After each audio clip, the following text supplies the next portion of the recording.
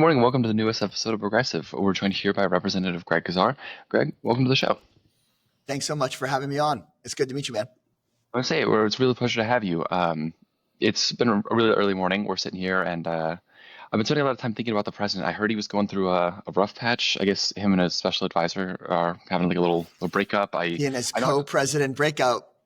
That's right. Yeah. Yeah, I knocked on his door, and he had Taylor Swift, "You Belong with Me" playing at full volume, and he wasn't interested in talking. So I figured I'd go back to the White House another day. But Yeah. would you got any thoughts on that, Representative?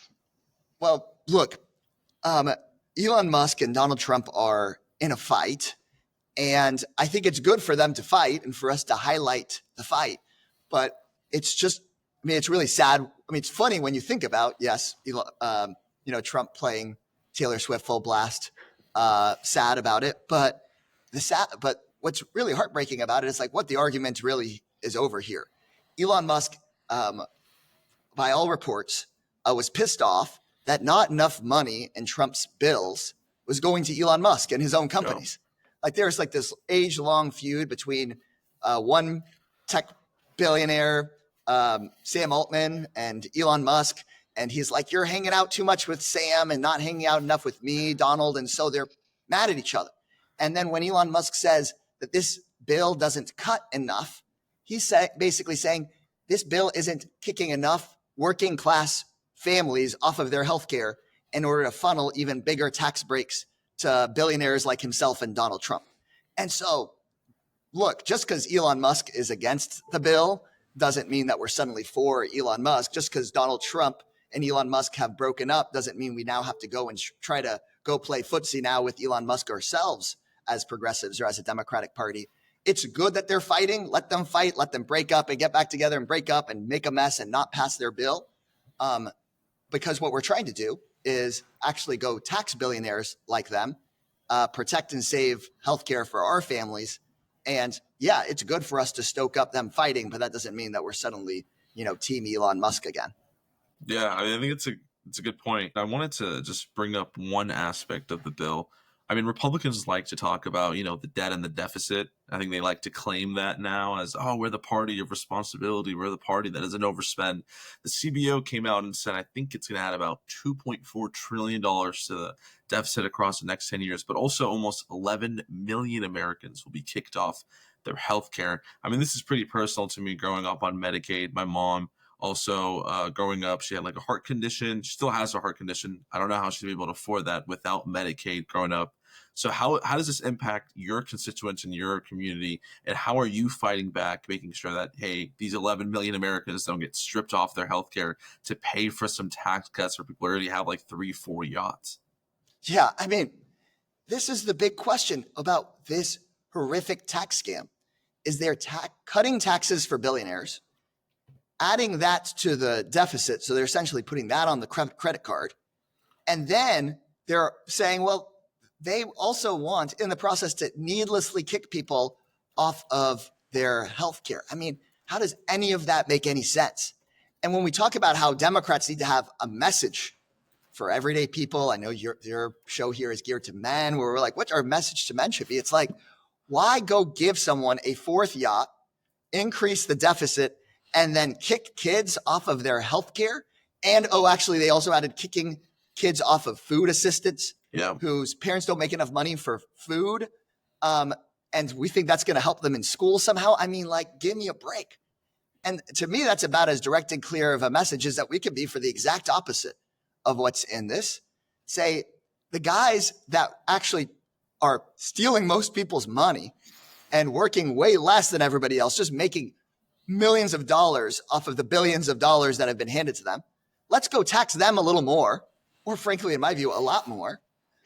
They don't need it. They're still going to be millionaires after we tax them, and use that. And we don't actually have to blow up the deficit, and we can actually lower taxes for people that go out there and are working freaking 7/12s a week on a construction site, or doing maintenance, or serving people in a restaurant, or taking care of kids. We can lower taxes for working class people. We don't have to blow up the deficit. We can improve and expand healthcare access. And we could do it if we actually have the guts to look at the Elon Musks in the eye, and the Jeff Bezos is in the eye, and the Mark Zuckerberg's in the eye, and say, you just need to actually pay your fair share, because you pay less in the programs like Social Security, a much lower rate than a firefighter does, or than a teacher does, or than a custodial worker does. And I just think as a Democratic Party for too long, we've said, well, maybe the Mark Zuckerbergs or Jeff Bezoses will be nice to us, or will sometimes be with us, even if they're sometimes against us. No, we just got to say we're willing to kick those billionaires out of our big tent. And I think that will welcome in so many more people back into the Democratic Party tent if they see that we're willing to fight for them and go, bring them more money, bring everyday people more money if we go chase after the money where it really is, which is these billionaires. Like when you talk about the Republicans saying that they're fiscally conservative, give me a break. They're blowing up the deficit to help their donors. And basically every time a Republican president takes the White House, they dump tons of money also into going to war and sending our young women and men to war, oftentimes for pretenses that they've made up. And so if you look at deficits, they blow up under the George W. Bushes. They huge deficits under the Donald Trumps, because they're all about giving money to war contractor friends, big tech CEOs, billionaire tax cuts. They campaign on fiscal responsibility, and then they just destroy the finances of the country every time they're in office.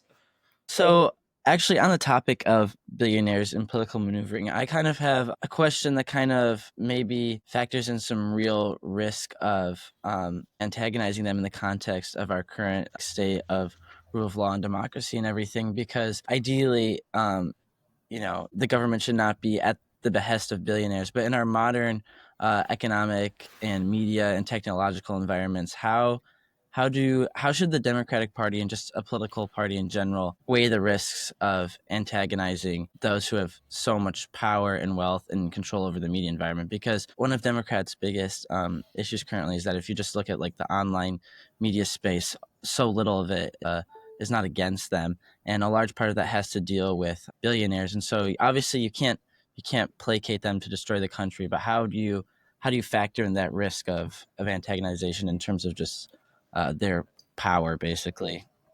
Yeah, David, you're right that it's a risk to antagonize and run against the richest and most powerful people in the world.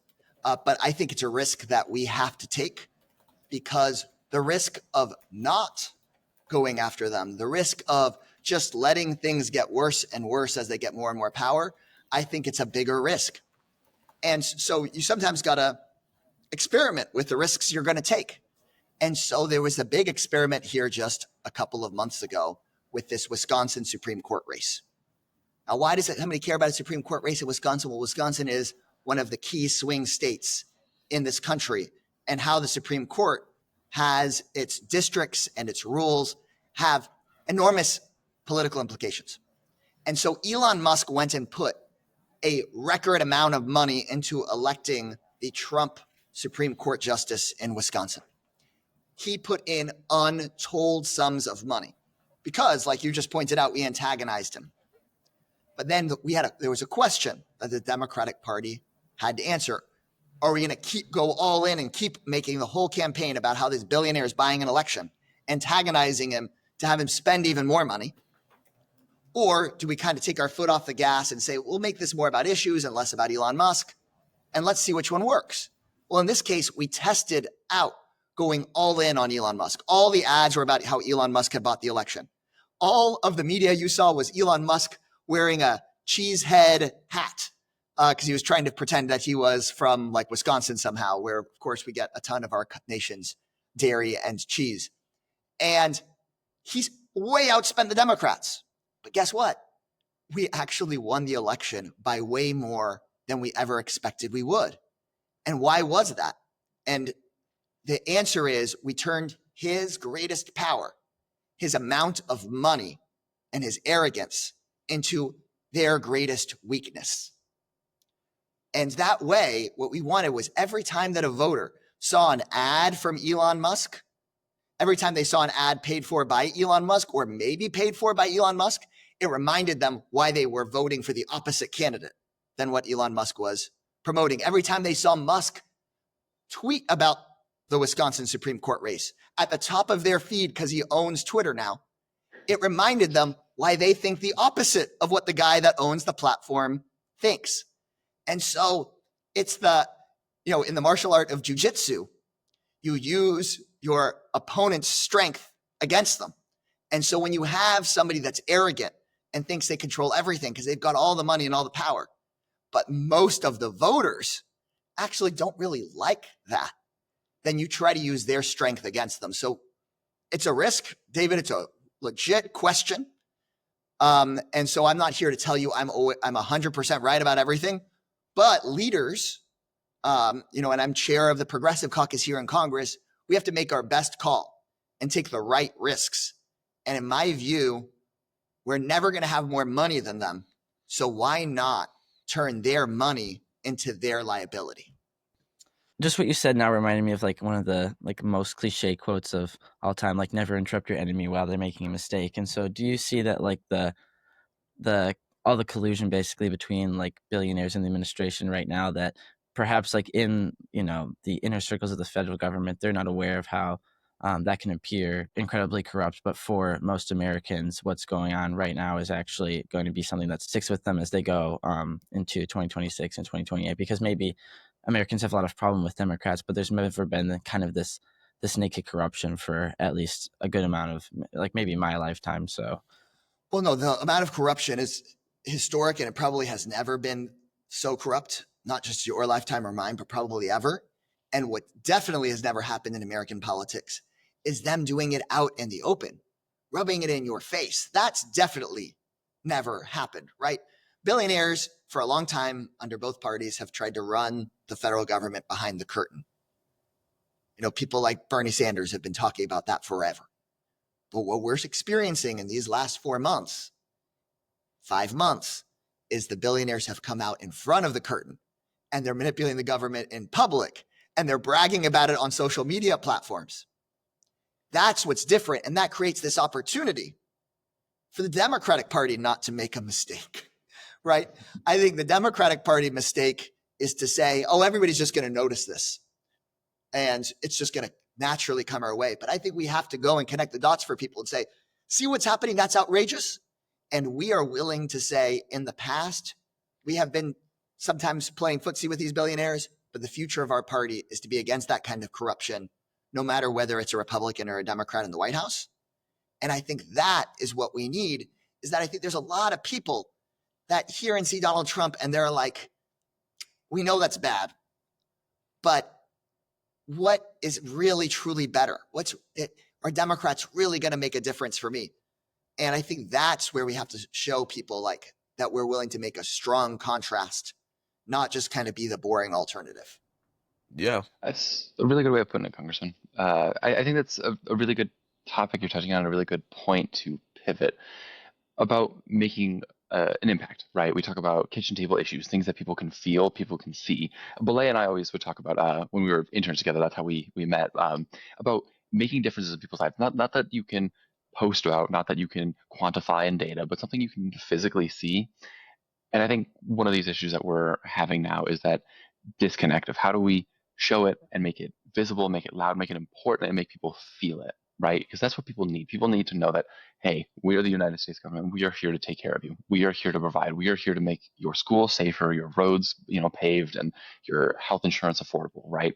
Well, and so how do you see us going in that direction, but in a direction that works? Because a lot of the times I like to bring up the examples of, very progressive cities like California, or not cities like California, but cities in California like San Francisco, San Diego, that we can't build housing, we can't do the bare minimum. And obviously being from Texas, you guys do a much better job of that. So where do you see us going with that in the future? Two things. One, as Democrats in our cities, we have to bring down housing costs and bring down the rise in housing costs, period. Point blank. Like, that's just something we've got to do. Before I was in Congress, I was a city council member and I led our housing committee. People said it was political suicide to kind of do that work and to say we're going to take on both NIMBYs that don't want any new housing built and take on private developers who sometimes might want to knock down working class housing and build up something that they just want to make a ton of money on, and instead say, no, we're going to build a ton more housing. A lot of it is going to be affordable to middle and working class people. And we're going to take on all of those interests to make sure that we're making sure we bring down housing costs in the city. And Austin, more than any other city in America, is building affordable housing at a faster rate than any other city in this country. Even though we're the 10th biggest city in the country, number one builder of affordable housing for working class, working poor, middle class people. I hoped we could slow the rise in housing costs. We actually were able to drive down the cost.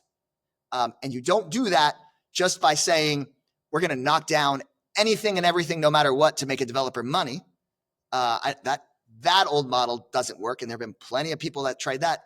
And then the old model of saying progressive is to say no to every building project. That doesn't work either.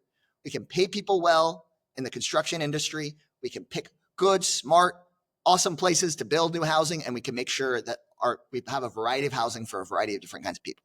So one, got to bring down housing costs across America, and the Democratic Party has to be a party that says we're going to make things less expensive and make your pay also go up. That's number one. And then number two, when we make a difference with some of these federal programs, we've got to make it easy to understand and universal. Let me give you an example. When we talk about, as we have for a few cycles, about the Democrats doing something on childcare, this is an issue that keeps people up at night all over the country if you're a young family, right? It's a big open issue where we can make a big difference in people's lives. But our policy proposals are like, well, we're going to have the federal government send money to states. That's going to go into the form of grants to different child care centers. If you have X number of dependents and your income is Y, then maybe this will. At that point, if you aren't a super politics person, you're like, screw this. This isn't for me. What if we just said straight up, we're going to pass a law that says your child care bill will never be more than 7% of your family's income, period, anywhere in America. And we're going to make big investments to get all those wait lists down to a few months so that, a month or two after your kid is born, after you've, worked off some of the sleepiness, you can apply for daycare and you can be in a daycare shortly afterwards. And it's going to never be more than 7% of your budget. And doesn't matter who you are, that if you work here in America, we want you to be able to support your family here in America. We're going to make that happen. Imagine that if it was just that simple to understand. And we didn't say it's getting phased in over 10 years, but it's just we pass it and the next year it's the law. That would make a big freaking difference. Mm-hmm. And some of the things that were passed under President Biden that were great aren't even going into effect until like next year. Like negotiating down the cost of prescription drugs. That's still got phased in over years and some of it still hasn't even happened yet. But when LBJ was president and he created Medicare, he passed it in July of 65. There it is. Yeah. LBJ and the American dream. In July of 65, he passed Medicare. By July of 66, 19 million people were enrolled 1 year later. He signed the bill. He gave the first Medicare card to President Harry Truman right there. And within 1 year, he had healthcare. He was covered. We sometimes can't even put up a website in a year. So look, I've always been a Democrat. My first election, I went and knocked on doors for Barack Obama. I'm committed, but we've got to see what stuff we've been doing that hasn't been working. And we've got to be able to bring down housing costs. And then when we have power, we've got to make an immediate difference in people's lives that folks can see and feel and understand. And they don't have to pick up a hard copy of the New York Times and read the third paragraph to understand what their vote meant. It's great. It's getting right to it. I mean, I love that. Perfect. So I would always tell Max, as Congressman, exactly what you said. We run on all these policies, ideas that are kind of convoluted. I would just put out 5 bullets. Boom. Number 1, we're going to child care for all. Number 1. Number 2, housing. We're going to build Kamala Harris kind of does 3 million more affordable housing units. Go down the list, 5 things. Trump's really good at this. Well, he'll just tweet out, no tax on tips, no tax on overtime, no tax on Social Security. And I have my grandma who barely knows how to use social media talking about this back home with me. I'm like, how the hell did you find out? But it's those easily digestible things that like for us, we know political talk. Most Americans are working 2 to 3 jobs, taking care of their kids, sometimes elderly, sick parents. They don't have time to read the New York Times. I think it's something that we kind of forgot and we've kind of gone away from. So I really like that you bring up, that aspect of politics. But I wanted to talk about kind of the bureaucracy. I think us Democrats, we kind of love the bureaucracy a little too much. And I'm not saying there isn't a role for the bureaucracy and regulations and all that in place, but it takes too long to get shit done because we're too worried about, for example, in California, we have 12 housing agencies, 12 housing agencies that you have to go through in order to get a project approved. And sometimes that's even affordable housing too. So it just takes so long, and then the government delays everything. I mean, the fast train that we're supposed to have here, right? Ever since I was a little kid, Max, this too. We're talking about, oh, we're gonna go to San Francisco in 2 hours. They just finished the environmental review last year. Like it took 10 years for them to do that. So how can you and Democrats combat that at a federal level? Where, yeah, we input, we have the bureaucracy there. It has an important role, but it doesn't slow everything down. It doesn't slow down progress. Look, in this work, we've got to be able to connect with voters that when they vote for something, and if they get to an overwhelming majority, they make it happen.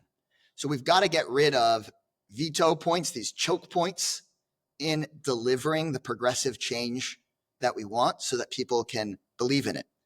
And I think we can bring together a big movement of all sorts of folks who say, we want to deliver progressive results fast and quickly and within the law. And we don't need to make up new rules on ourselves. There are two sort of big, I would call them next level bullet points that, I would say that if this was just a quick TV show hit, but we're on a podcast here where we could have a little bit more time to talk. I want to bring in 2 points. One is, a lot of times as progressives, I understand why we want to bring checks and balances to the system. When you see the level of abuse by Donald Trump, right? Where he is just taking food out of the mouths of kids, where he's accepting a $400 million plane as a gift from a foreign government, where he's handing out, literally selling $1 million seats to come hang out with him in the White House for people to buy his crypto coin that goes money straight to him. It makes sense why we go, man, we need some checks and balances in the system. Because obviously this stuff is crazy. But Robert Moses, I see you're a history buff, you've got your book there, right? When you see kind of the abuse of somebody like Robert Moses, who's this historical figure in New York, who built all this infrastructure without checking in with anybody and didn't really have a real elected post, you see how the cities would put these checks and balances together. The problem is we think so much about stopping our opponent's abuse of power that we don't think enough about how it is we can wield useful, kind, thoughtful, progressive power when we've got it. And so I guess I want to have we have to have some understanding of how we got here. So yes, we can check abuse of power, but we shouldn't have the checks on abuse of power stop us from using power in the common interest quickly. Exactly. Because when we don't, the consequences, you wind up with Donald Trump's that abuse power. Exactly. And ignore every check and balance that you set up yourself.